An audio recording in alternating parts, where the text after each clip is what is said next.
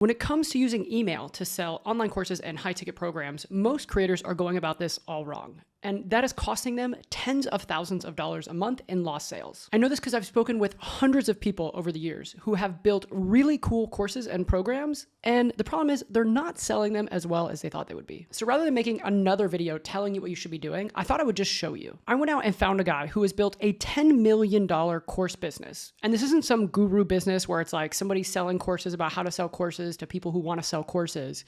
You've probably never heard of this guy if you haven't stumbled into his niche and found some of his content. But he's built a $10 million education business selling online courses using mostly email. And so what I'm going to do in this video right here is I'm going to break down exactly how he does it. We're going to break down everything. We're going to figure out where he gets his traffic from. We're going to figure out how he's growing his list. And then we're going to figure out how he's using email to build a $10 million course business. So let me introduce you to Olly Richards. This is the man behind StoryLearning.com. At StoryLearning, they are teaching people how to learn a new language through stories. So to get started on this journey, I did what any good marketer would do. I went to his website, I started downloading his stuff, I bought some products, and I started trying to figure out how he is selling so many courses. Now let's get in and break down everything. So I did some digging online. I went on here to SimilarWeb and started looking up his website, and you can see that they obviously do a really good job of optimizing for organic traffic. So you can see where most of his traffic is coming from is organic search and social media. YouTube is their #1 social media platform. So not only did I find one massive YouTube channel, but I actually found two. So he's got his own YouTube channel, and then you can see he's built a second YouTube channel that's optimized just for Spanish. So it's really obvious here, based on the organic traffic they have, their giant blog, their YouTube channels with different creators on it, all of that, these guys have invested a lot of money and resources into organic traffic. I was able to find that they are running some Facebook ads, but it looks like most of these are probably retargeting ads. I would imagine that most of their budget goes towards organic traffic. A lot of these ads are probably following people around who have either hit their website from YouTube or their blog or something like that. I can't tell you specifically if all of these are just cold traffic or retargeting. I know since I went to their website, I've been hit with a lot of the retargeting ads. So that would be my guess on what most of their ad strategy is. But just looking at the stats, it looks like they're investing way more money into organic than they are for paid. So what are they actually doing with all this organic traffic once it gets to their website? It is really clear once you start poking around on their website, they have optimized everything for getting people on their email list. Very first thing when we see here above the fold, get on the free newsletter, and then it's going to ask you what language you're learning. It's going to ask you what level you are at. Fun fact, I found out I'm an intermediate Spanish speaker according to this quiz that they have. One of the big things that I noticed is there are options to get on his email list everywhere you go.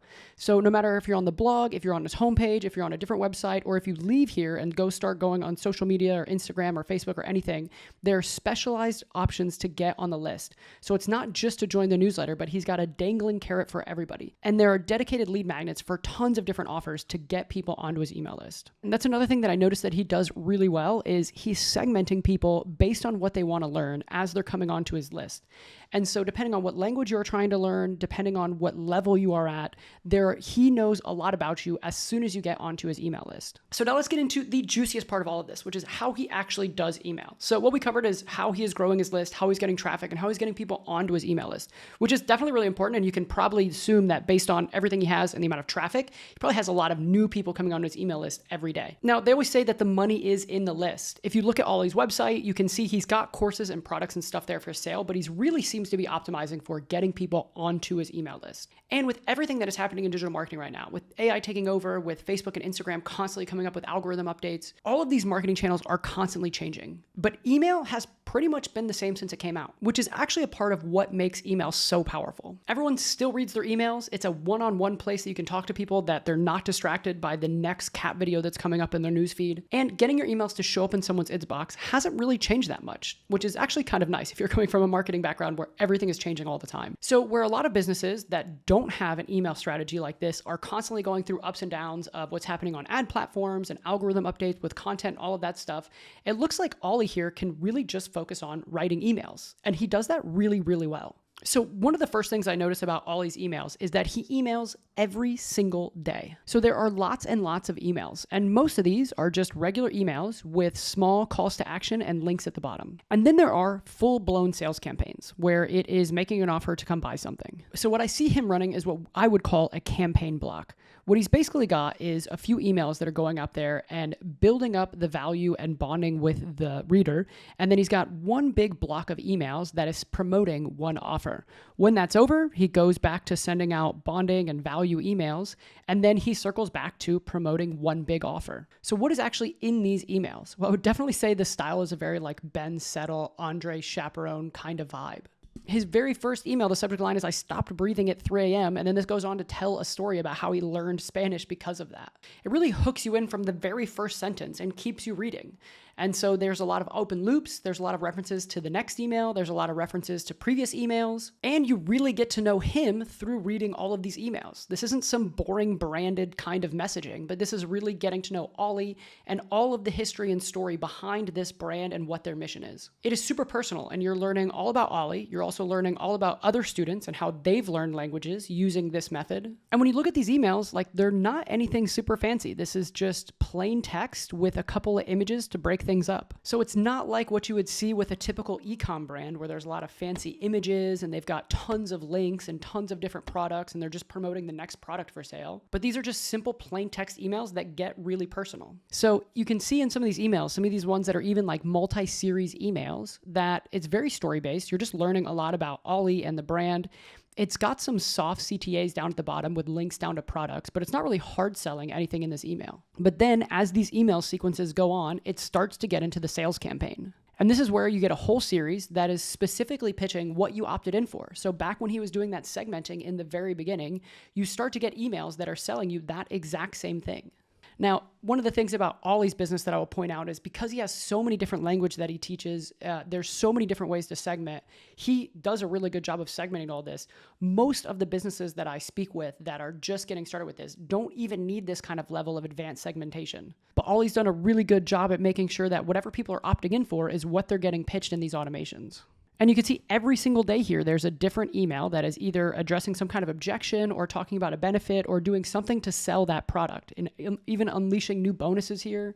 And then once the sale is over, it just goes back to sending more of those value-driven emails where you're bonding with Olly, you're learning with him, and he's got these little soft CTAs down at the bottom, but he's not hard pitching his products. He even runs these really cool emails where at the end of a campaign, if you haven't bought, he's got a question asking you why you didn't buy, and then depending on which link you click, it goes to address that objection on why you didn't buy and sells you on the product again. Another thing I noticed is once you actually buy something, it kind of slows down a bit in a good way. So I've been learning Spanish for years and I bought some of his books. And what happens is it goes to stop selling me and stop pitching me every day. And it starts going to consuming that content and becoming a happy customer. And this is brilliant because so many brands actually just stop their email flows once somebody buys. But after someone buys, it is such a great opportunity to use email to turn someone into a happy customer by helping them consume the product and making sure that they're happy with their purchase. And if you want people to actually go around telling people that you are an amazing company and referring all their friends to you when their friends have the same problem that they do, email is actually an amazing way to do that. And really all you have to do is just think through, like, what would your customer ideally want to hear from you after they've bought something to make them super happy with their purchase? And then you can just make an email series out of that, like a lot of what Olly does here. All right, so here's the deal. As I was going through and editing this video, I thought this is all cool, really valuable information, but there's still a lot of questions left unanswered. And I really don't know if we could get the answers unless we just talk to the guy who is running this company. So what I did was I actually just went on Twitter and hit up Olly and sent him a DM and asked him if he would be down to jump on a call with me and share some information about what they're doing with their email marketing to sell so many courses. And to my surprise, Olly actually said yes. So he was down to jump on a call with me and answer some questions that I had about how they're doing email marketing and using it to sell so many courses. So I had this call with Olly, but I recorded it with Zoom. And I don't know what happened with Zoom that day, but for whatever reason, the video quality is not that great. You'll see what I'm talking about here in a second. But the thing is, Olly was still sharing some gold nuggets where even I was taking some notes. And so me and my editor spent a lot of time trying to make this as visually engaging for you as possible. But the important thing here is to focus on what Olly is saying, because Olly is doing millions of dollars in course sales every single year with their email marketing strategy. So why don't we just jump over to that call right now and you can see exactly what I'm talking about. Hey, Olly, man, thanks so much for jumping on a call. Super excited to get with chat with you and talk to you about all this. Real pleasure, man. Awesome.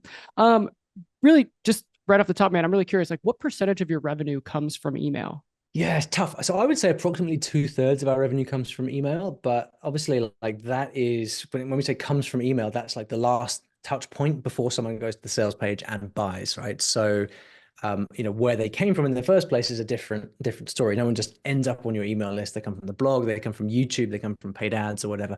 But in terms of the sales mechanism, it's like that email sales page combination. My guess would be around 2/3. It's a pretty Yeah. important part of the sales process. Yeah. That attribution is tricky, but still that's a lot of sales coming through sending some emails. It is. I mean, we comfortably do millions a year just from email. I mean, I can say that with conviction. Awesome, man. So what do you think is the most important thing you guys do to make sure that your email marketing is successful? So it's an evolution, right? So, I mean, we've been doing this for 10 years. And so sometimes you're going to see emails from me that get sent out that I wrote like 7, 8, 9, 10 years ago. And, when I first started, I was just basically what you call a creator these days. I was just writing cool content. And so back then I had loads of time just to write interesting things. And so everything that I do now is a mix of stuff I wrote a long time ago, stuff I wrote 5 years ago, and stuff I'm still writing and putting out today. I think that it's a mix of best practice on the one hand and then uniqueness on the other. So best practice for a business like ours, I mean, emailing every day is super important. There's so much noise out there that if you want to be remembered, if you want to stay in someone's inbox, if you want to be relevant and actually be able to make a relevant offer to someone who needs a solution to their problem right now, then you've got to be emailing every day. So that's just fundamental. And many people, I think, just don't do that because they're scared of annoying people or whatever. But so that's kind of best practice. And then within that daily email cadence, you've got offers that appear and disappear and appear and disappear. So daily emails plus regular offers is sort of your meat and potatoes. But then on the other hand, you've got uniqueness. And this is where it's kind of difficult it's more the artistic quality of any business. So these are the emails that I write with stories that I've come up with, or telling a story of something that happened, or designing some kind of strange content angle that I think would be really interesting for people. Because it's one thing to email every day, but you've got to be interesting. So it's really a combination of learning about your audience, learning what makes them tick, learning how to push their various different buttons, but then also doing it consistently, following best practice all the way, and just kind of being bold with it and leading with your best foot forward. Cool. Yeah, man, I noticed you guys send daily emails, and that's obviously been a really powerful sales generator for you guys. So I think when I talk to a lot of people about sending emails, a lot of people are worried about like the amount of content that is to write. So what's kind of your writing flow like? Like, are you planning ahead on this content? How do you get that much content out? Yeah. So when you join our list, you get 2-3 months of daily emails. But it's not me sitting there every day writing emails. And most of that has come from a combination of, looking back over the last 10 years, finding the emails that we've noticed have resonated best with our audience, and then putting that into a sequence, setting that live, and then periodically going back and saying, right, what's working in this email sequence, what's not, and then adding new content in to strengthen it, maybe taking bits out that aren't performing. So I think good email sequences are much more the result of a process, a bit like crafting a sales page than people think. There's an awful lot of work, an awful lot of CRO work that goes into crafting a good email sequence. So for example, a couple of years back, we were redoing all of our sequences, and we noticed that we didn't have enough credibility markers or credibility pieces within our emails. So we kind of went back and scoured, the entire history of story learning to find stuff that had been written about us. So we had an AMA that I did on Reddit. We had like news media articles that had been written about us on BBC or El País in Spain or whatever. And we put all of these, we then designed a sequence of emails that would pepper this credibility throughout the email sequence. And then sure enough, that improved response quite well. But that was a result of a specific project that we might have, decided to do and then rolled out within the space of a week. But then when we see it working, that becomes part of the email sequence that you see on a daily basis. So it really is an iterative process. And I think a lot of people, even if they go to the trouble of writing a really good email sequence, it's one thing to write that email sequence and get it out there. It's another thing then to go back to it regularly and then be spotting, ways to improve, be spotting weaknesses. And that's really all about having a sort of continuous a philosophy of continuous improvement within the business. Yeah. And, you know, I don't know a lot of people that think about their automations as things that they can like CRO and constantly improve. So that's super Oh smart. yeah. Yeah, I mean, they're Cool. marketing messages ultimately. And what, you know, I really think about email as I have a philosophy around marketing, which is that marketing is fundamentally everything you do. It's not just your email, it's not just your ads, it's not just your sales page. You know, messages about your brand this is why it's so important to have a strong conceptually a strong brand. Messages about your brand should be peppered throughout everything you do, your YouTube videos, your blog posts, your emails, your sales pages. And so, you know, when it comes time to actually make the sale, people have already kind of absorbed all of this stuff. But in just the same way that you'd iterate on a sales page to improve the conversion, or for example, get SEO work on your blog posts done where you're changing out headlines and you know, adding images and things like that. Emails are exactly the same, except they're even more important often because that's the real kind of high touch contact you've got with your audience. Yeah, I noticed even from the first email I got from you, which was like the subject line, like I stopped breathing at 3 a.m. You know, it was Yeah. just so dramatic and it like really hooks you in. And then every email from there just keeps going. So that kind of leads into like the next question I want to ask you was like, how do you think about this content that you're actually putting in the emails? Because I notice your emails are like so story based. They do a good job of selling. You've almost, I want to say we've almost got an offer in every email, right? But it's not really hard selling. So is there a way you think about kind of balancing like the content, the entertainment, the sales, all of that? Yeah, I mean, again, it's been an evolution, right? So now you'll get individual emails which might be like, hey, I did an AMA on Reddit, and here's a picture of me doing it. Like, go and check it out. There are more kind of solo emails than there used to be. But I like with my email marketing, I mean, I really came from the Andre Chaperon school of email marketing, which is essentially understand your avatar, understand the transformation that you want to take them on, understand how you can explain and describe that transformation in the form of a story such that you can explain it better than your prospect can even understand it themselves currently. And then you've really then done the job of conceptually taking them from where they are to where they need to be. And I mean, you could say that that's marketing in general, but doing that in a story and then sequencing that story over 2, 3, 4, 5 emails. I mean, this is the Andre Chaperon School of Marketing, and that's how I first learned. And a lot of the story-based stuff that I have in my email sequences now comes directly from that. So, for example, I stopped breathing at 3 a.m. or whatever it was. This is an origin story that I often tell about how I learned Spanish. And I noticed over the years that was a story that people would come up to me at conferences and say, I just love that story about you on the mountain. It's like, what? You like, you remembered that? It turns out that it just resonates with everybody. So then I decided, right, well, that should probably be in my email marketing. So I took the origin story, I broke it out into an email, sequenced it over 5 emails or whatever.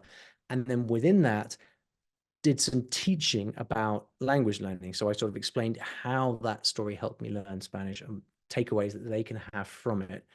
And so it ends up kind of becoming this thing that teaches people. It conveys the message that you want to convey. It teaches people the thing that you want to teach, but it does it in an interesting and engaging format. And then I guess the last piece to mention is that, like, leading with an email like that, I stopped breathing at 3 a.m. Like, this comes from a desire to want to tell the story, but fundamentally, I'm also trying to do a bit of a pattern interrupt, right? People will just opt into stuff all day long. For someone who opts into something that's about learning French or whatever, and then they get an email from me saying how I stopped breathing, it's like it's difficult to ignore that. You might look at it and delete it straight away, fine. And I'm sure many people do. But equally, people who are paying attention see that headline, read that story. A large proportion of those people are going to be hooked. And with all of your marketing, you don't need even 10% of people to convert. You only need 2, 3, 4, 5% of people to convert if you've got a good flow of people coming through. And so I think it is to your advantage to try and do things like that, which are slightly bold, slightly unusual, and make people sort of sit up and pay attention. Man, yeah, definitely got my attention. I added it to my big swipe of emails. Well, man, well, so the last question I got for you here is like, for a lot of people, I think a lot of, people watching this channel, probably going to watch this video, all that stuff, are probably like newer with email marketing, getting started. What do you think are kind of the biggest mistakes they can avoid that you see other people when it comes to email? So as someone who kind of lives and breathes email, it's always very obvious from the outside who has actually studied email marketing and who hasn't. It really tends to be either in one camp or the other. And so often, I know I often kind of sign up to things that, random lead magnets that I see on Instagram or whatever, just out of curiosity, so what's going on here? This new thing. And inevitably, like, even if people, do some best practice, like, they personalize it, maybe they even tell a little bit of a story, inevitably they go straight in for the sale. And in email 2 or 3, you're already getting hammered with sales.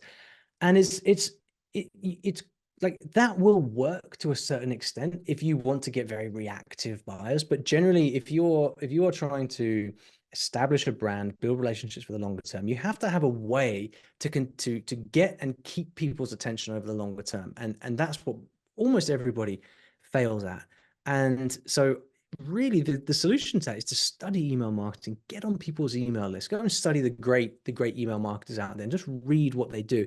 Notice yourself how you react to stuff. If you sign up to something and you immediately get pitched, like, stop and think, well, why was that? What's turning me off here? And then notice if you sign up to someone else's list and you're not getting sold hard from email one, like, hey, what are they doing instead? And I think you've just got to become a bit of an apprentice at this. And it's very, very clear when someone has actually studied email marketing. And, back when I was studying jazz and you were learning to play solos and things, they used to say, imitate, assimilate, innovate. So first of all, you copy, then you really soak it up, and then you make it your own. And that's the journey that I've been on with email. And I think that's what everyone else should be doing as well, to really learn that craft. Man, that is excellent advice. It's definitely how I've learned, pretty much everything I do with marketing too. So, I guess to wrap it up then, if you had to pick like 2 or 3 names, you could point someone down the direction so they could start the rabbit hole of really picking up some good email marketing. Any names that come off to mind that are kind of your favorites? Yeah, I mean, I've certainly learned the most from Andre Chaperon. There's also Ben Settle. They're very, very different in style, and that's what's interesting about them. And I think, like, I've kind of adopted a hybrid of the two, but those two guys, Andre Chaperon and Ben Settle, are really the two that I've learned the most from. There are many, many others out there now, but I think you really can't go wrong with those guys. And buy their trainings, learn from them, figure out how they do it. I think a lot of the time people, like, just in general, something that people chronically underinvest in is their own education.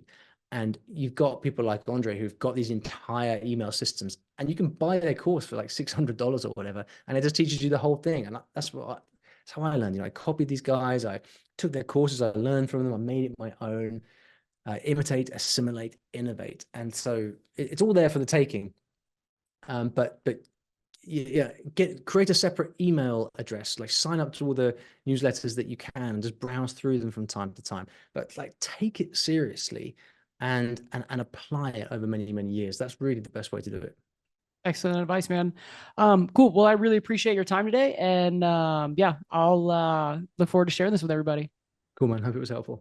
All right, so that is it. What a breakdown. I think one of my biggest takeaways was how he talked about how they optimize their email automation. So I can tell you from working with a ton of companies, most companies set up an automation one time and then never touch it again. And Olly was talking about how they will take their automations, they'll review them, they will optimize them, they'll look at them and figure out how can they add more credibility, how can they add more urgency during the sales process, how can they take their best content, get that into their automation so that they're constantly optimizing those automations, helping them sell more. I think if you just took that one tip from Olly, you could probably generate way more sales with your email marketing strategy. So when I was talking with Olly, I actually found one more thing from him that I think is insanely valuable, which is this case study that he wrote. So Olly is running a $10 million online course business selling exactly what I showed you in this video. And this like 100 and something page case study, he breaks down everything. He's breaking down their email marketing, their content strategy, how he runs their team, how he manages their finances, how they look at their social media, all of it. It is insanely valuable. I think this thing should probably be a book selling on Amazon, but right now he's actually just giving it away for free on his site. So I put that link down in the bio of this video. So I would definitely jump down there and grab it while you still can. And then if you have any other questions, you can drop them down on the comments of this video. And I'll see if I can get Ollie to jump over here every now and then and answer some of your questions about his email marketing strategy. So one last thing, if you like this video, if you got value from this, or if you watched a couple of my videos and you got value, please hit that like, subscribe button. That is the one thing you can do for me that helps me grow this channel. These videos are free for you, but they actually take a lot of time, energy, and money for me to make. So the one thing you could do to help us out is make sure you hit that subscribe. Share this with a friend if you liked it. Also, be sure to give Ollie some love down in the comments below. Maybe I can get him to come on and do some more videos about what he's doing with his business. And if you like this video, I would definitely recommend checking out this video next, because in this video, I'm breaking down one of the most successful funnels that we are running for my clients right now. So check out this video and I will see you over there.